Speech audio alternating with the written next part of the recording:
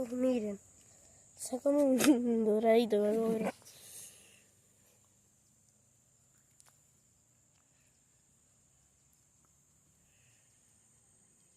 Bueno, lo va a tirar.